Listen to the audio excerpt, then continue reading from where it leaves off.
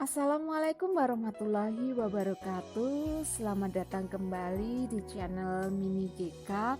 Hari ini kita akan membahas tentang hukum acara memutuskan pendapat DPR dalam proses pemberhentian presiden dan atau wakil presiden dalam masa jabatannya. Pokok bahasan kita kali ini terdiri dari 1. Pemberhentian presiden dan atau wakil presiden. Pengertiannya. Kedua, pemberhentian presiden sebelum perubahan Undang-Undang Dasar 1945. Ketiga, pemberhentian presiden dan atau wakil presiden pasca perubahan Undang-Undang Dasar 1945. Keempat, para pihak yang terlibat. Kelima, alasan permohonan. Keenam, permohonan. Ketujuh, proses persidangan. Dan kedelapan adalah putusan. Mahkamah Konstitusi adalah lembaga yang memiliki kewenangan untuk memutuskan pendapat DPR terhadap dugaan pelanggaran presiden dan atau wakil presiden. Hal ini diatur dalam pasal 24C Undang-Undang Dasar 1945 dan pengaturannya berdasarkan bab 3 pasal 10 Undang-Undang Nomor 24 Tahun 2003 tentang Mahkamah Konstitusi.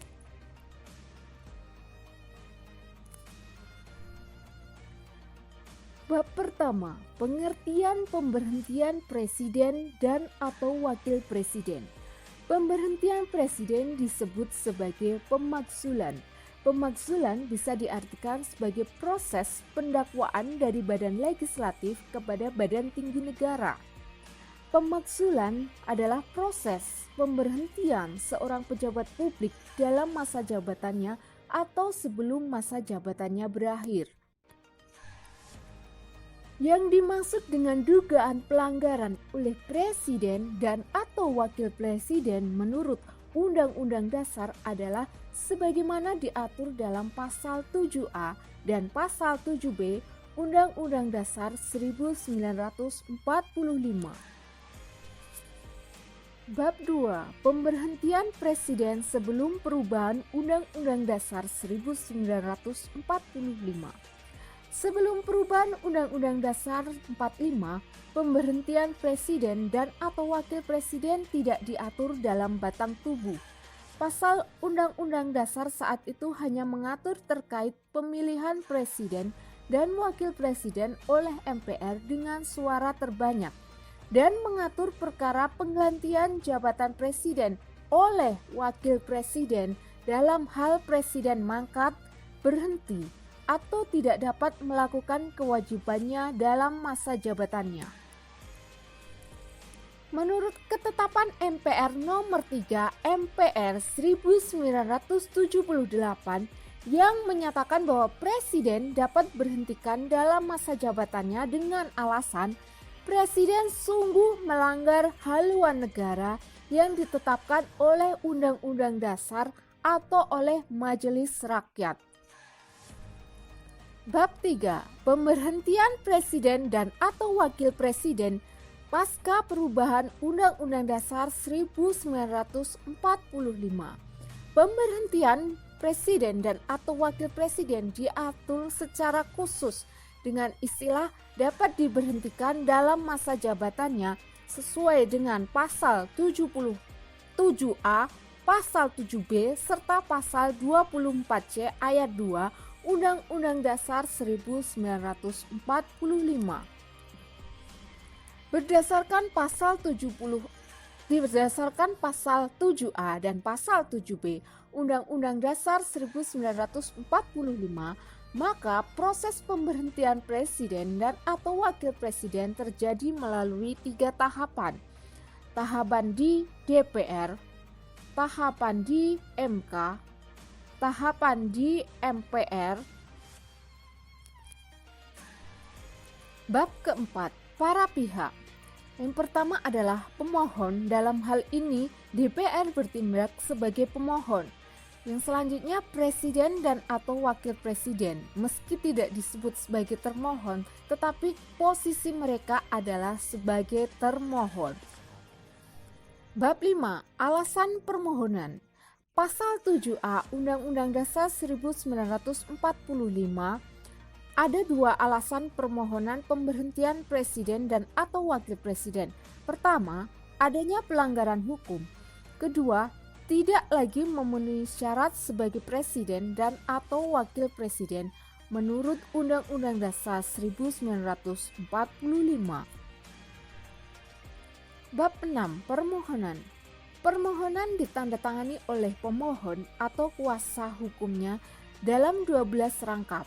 Dalam permohonan tersebut sekurang-kurangnya harus memuat 1. Nama dan alamat pemohon.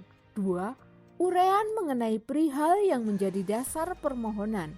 Ketiga, hal-hal yang diminta untuk diputus.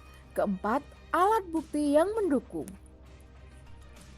Pemohon wajib mengurai dengan jelas mengenai dugaan kenapa presiden dan atau wakil presiden harus diberhentikan.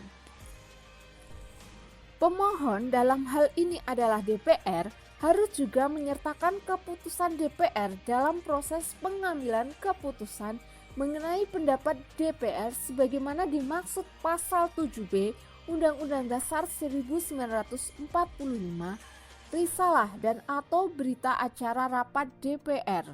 Permohonan harus dilampiri alat bukti yang meliputi 1. Risalah atau berita acara proses pengambilan keputusan DPR. 2. Dokumen hasil pelaksanaan fungsi pengawasan oleh DPR. Ketiga, risalah dan atau berita acara rapat DPR.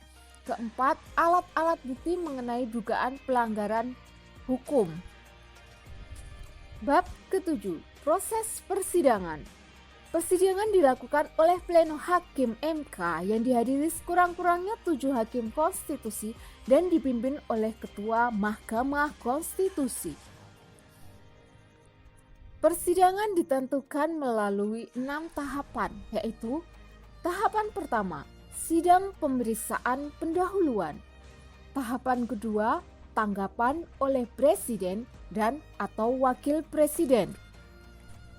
Tahapan ketiga, pembuktian oleh DPR. Tahapan keempat, pembuktian oleh presiden dan atau wakil presiden. Tahapan kelima, kesimpulan DPR maupun presiden dan atau wakil presiden. Tahapan keenam, pengucapan putusan. Bab 8. Putusan. 3 kemungkinan putusan yang dapat dijatuhkan oleh Mahkamah Konstitusi. 1. Permohonan tidak dapat diterima. Kedua, membenarkan pendapat DPR. Ketiga, permohonan ditolak apabila Mahkamah Konstitusi memutuskan bahwa presiden dan atau wakil presiden tidak terbukti melakukan pelanggaran hukum atau tidak terbukti lagi memenuhi syarat seperti pendapat yang diajukan DPR, maka permohonan tersebut dapat ditolak. Demikian tadi bahasan kita tentang hukum acara memutuskan pendapat DPR dalam proses pemberhentian presiden dan atau wakil presiden dalam masa jabatannya. Semua video ini bisa bermanfaat, bisa menjadi pelajaran untuk kita semua. Saya Mini GK, mohon maaf jika banyak kesalahan dan terima kasih banyak kepada teman-teman yang sudah menonton video ini. Sekian, wassalamualaikum warahmatullahi wabarakatuh.